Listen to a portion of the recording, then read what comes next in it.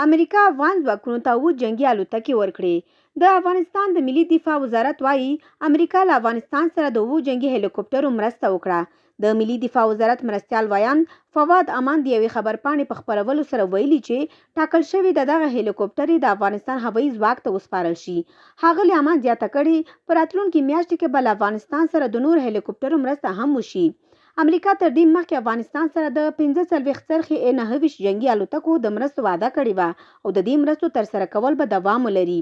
د یادونې وړ ده چې امریکا داسې مهال افغانستان سره د الوتکو مرسته کوي چې په دې وروستیو کې د افغانستان په بیلابیلو ولایتونو کې جګړو زور اخیستی او تر بل هر وخت الوتکو ته اړتیا زیاته شوې ده. خو شنونکي وایي له دې سره چې افغان ځواکونه جنګي او اکمالاتي الوتکې لري، خو بیا هم دفاع وزارت لرې پرتو ولایتونو او ولسوالیو کې افغان سرتیرو ته په سختو شرایطو کې رسیدګي نه کوي او له همدې امله سرتیرو ته مهمات او خوراکي توکي نه رسیږي. زیاتې ولسوالۍ سقوط او سرتیرو مجبورۍ له امله طالبانو ته تسلیمیږي.